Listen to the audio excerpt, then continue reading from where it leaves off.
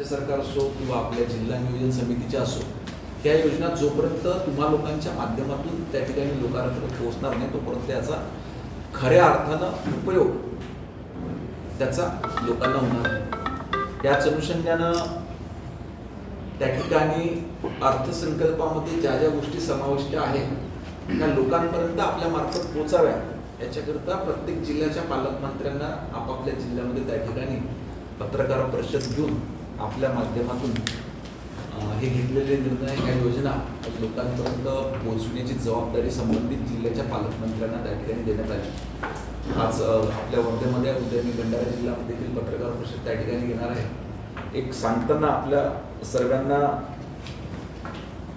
सांगताना आनंद होतो की मागच्या अनेक दिवसापासून जी ह्या राज्यातल्या सर्व शेतकऱ्यांची मागणी होती आणि विशेष करून त्या गोष्टीची आवश्यकता येते। अनेक वेळेस निवडणुका तोंडासमोर बघून त्या ठिकाणी अशा पद्धतीच्या घोषणा करतात, परंतु परिस्थितीची जाण ठेवून आणि आवश्यकता बघून त्या ठिकाणी शेतकऱ्यांना कर्जमाफीचा निर्णय राज्य सरकारने घेतला आणि 2 लाख रुपयापर्यंतची सरसकट कर्जमाफी राज्य सरकार त्या ठिकाणी करते आहे। याच्यामध्ये सगळ्यात महत्त्वाचा विषय म्हणजे यावेळी जास्त भर जो देणार आहे की जे शेतकरी प्रामाणिकपणे कर्ज भरतात त्यांना 50,000 रुपयाचं विशेष अनुदान जे याच्या आधी कदाचित घोषित करण्यात आलं, परंतु त्याची अंमलबजावणी तेवढ्या गंभीरतेनं होत नव्हती। ती अंमलबजावणी येणाऱ्या काळामध्ये गंभीरतेनं करण्यात येणार आहे। नंतर रस्त्यांचं मोठं नेटवर्क ग्रामीण भागातलं आपण त्या ठिकाणी पुन्हा एकदा करणार आहोत। आता राष्ट्रीय महामार्ग खूप झाले, स्टेट हायवे खूप झाले, परंतु अजूनही ग्रामीण भागातले रस्ते हे पाहिजे त्या प्रमाणात त्याची स्थिती मजबूत करण्याकरताचा निर्णय त्या ठिकाणी घेतला।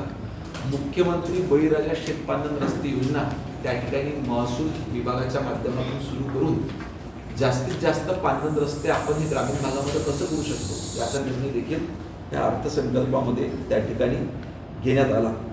मुख्यमंत्री बळीराजा मोफत वीज योजना याच्याकरता जवळजवळ 20,000 कोटीची तरतूद त्या ठिकाणी करण्यात आली की शेतकऱ्यांना त्या ठिकाणी विजेचं बिलच आलं नाही पाहिजे, हा निर्णय त्या ठिकाणी घेण्यात आलेला आहे। राज्यातील मेट्रो नेटवर्क 1200 किलोमीटर पर्यंत करण्याचं उद्दिष्ट, मेट्रोचं उद्दिष्ट त्या ठिकाणी वाढवण्यात आलं आहे। दुसरा, विदर्भाकरिता एक जो ऐतिहासिक निर्णय घेण्यात आला तो म्हणजे वैनगंगा ते नळगंगा नदीजोड प्रकल्प। या प्रकल्पाच्या माध्यमातून आपली विदर्भामध्ये इतका जो सिंचनाचा बॅकलॉग इतक्या वर्षापासून आहे हा बॅकलॉग दूर करण्याचं मोठं काम त्या ठिकाणी होणार आहे। याला प्रशासकीय मान्यता देखील त्या ठिकाणी देण्यात आलेला आहे आणि लवकरच या कामाची सुरुवात त्या ठिकाणी होऊन भंडाऱ्यावरून हे काम सुरू होऊन विदर्भातले जवळजवळ सर्व जिल्हे आपण त्यामध्ये कव्हर करतो आहे। आज ह्या अर्थसंकल्पामध्ये सांगताना राज्य स्तरावर तर अनेक निर्णय घेण्यात आलेच, परंतु त्याच पद्धतीनं आपल्या जिल्ह्याकरिता देखील बऱ्याचशा गोष्टी आपण ह्या अर्थसंकल्पामध्ये करून घेतलेल्या आपण त्याला प्रसिद्धी दिली आहे। मागच्या 50 ते 60 वर्षाआधी वर्धा जिल्ह्यातले ते 2 मुख्य सिंचन प्रकल्प होते, बोर प्रकल्प आणि धान प्रकल्प। याच्या नूतनीकरणाचं काम आपण त्या ठिकाणी हाती घेतोय आणि त्याच पद्धतीने याची युटिलायझेशन मॅक्झिमम करून शेवटपर्यंत टेलपर्यंत पाणी कसं पोहोचवता येईल शेवटच्या शेतकऱ्यांपर्यंत हा त्या माध्यमातून आपण त्या ठिकाणी प्रयत्न करणार आहोत। नंतर अर्थसंकल्पामध्ये 4ही मतदारसंघामध्ये जवळजवळ मला असं वाटते 100 कोटी रुपयाच्या वर रस्ते आणि पुलांकरिता ह्या अर्थसंकल्पामध्ये दिलेले आहे जिल्ह्याकरता 4ही मतदारसंघामध्ये। नंतर बांबू विकास प्रकल्पाला विशेष महत्त्व याच्यामध्ये दिलं तर 50,000 कोटींचा बांबू विकास प्रकल्प, कारण बांबूचं पीक हे वेगवेगळ्या क्षेत्रामध्ये त्या ठिकाणी उपयोगी ठरतं। गडचिरोलीला जे स्टील हब म्हणून घोषित करण्याचा निर्णय माननीय मुख्यमंत्र्यांनी घेतला याला त्या ठिकाणी सुरुवात झालेली आहे। ह्या गडचिरोलीमध्ये ज्या पद्धतीचं आयर्न ओर मिळतं ते देशामध्ये अतिशय उत्कृष्ट दर्जाचं आयर्न ओर असल्याची माहिती त्या ठिकाणी आहे आणि मोठ्या प्रमाणावर गुंतवणूकदार त्या ठिकाणी येत आहेत, परंतु सन्माननीय मुख्यमंत्री महोदयांचं अभिनंदन याच्याकरिता केलं पाहिजे की गडचिरोलीमध्ये जर का एखाद्या कंपनीला त्या ठिकाणी ब्लॉक हवे आहेत कोलचे, तर त्यांनी सांगितलं की गडचिरोलीला लगत असलेले विदर्भातले जे इतर जिल्हे आहेत त्या ठिकाणी त्यांना इंडस्ट्री टाकणं कंपल्सरी आहे। म्हणजे आता एखाद्या कंपनीला जर का गडचिरोलीमधून त्याला ब्लॉक पाहिजे आयर्नचा ब्लॉक पाहिजे, त्याला भंडारा, वर्धा, चंद्रपूर किंवा आजूबाजूला लगतचे जे जिल्हे आहेत त्या ठिकाणी एक इंडस्ट्री टाकावं लागेल, मग त्याला त्या ठिकाणचा ब्लॉक त्या ठिकाणी अलॉट होणार आहे. अशा पद्धतीनं अनेक निर्णय राज्य सरकारच्या वतीनं घेण्यात आलेले आहेत. बाकी आपल्याला माहितीच आहे की वर्धेकरता वुमेन मॉल त्या ठिकाणी मंजूर झालेला आहे. आपण त्या ठिकाणी भर देतो आहे जास्तीत जास्त वर्धेला पर्यटन कसं वाढवता येईल.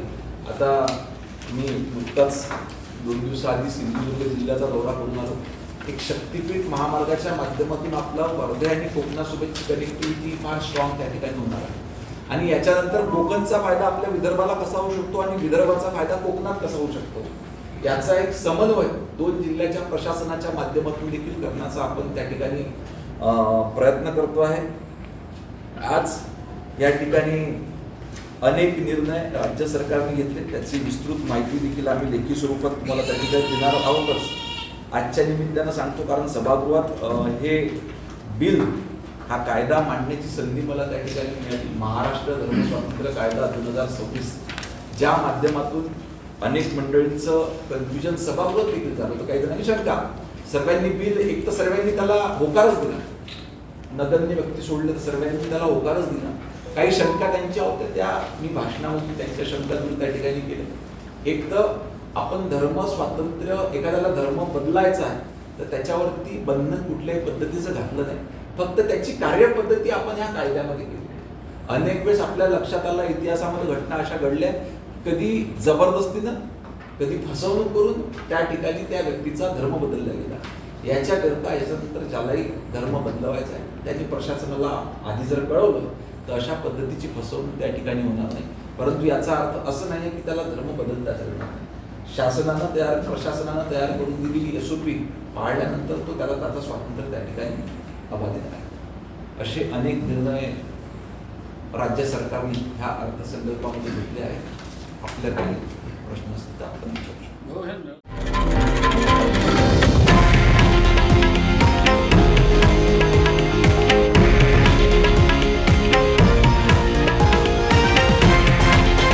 हे आहे देशातील नंबर 1 न्यूज नेटवर्क आणि आपण पाहत आहात TV9 मराठी, एकमेव.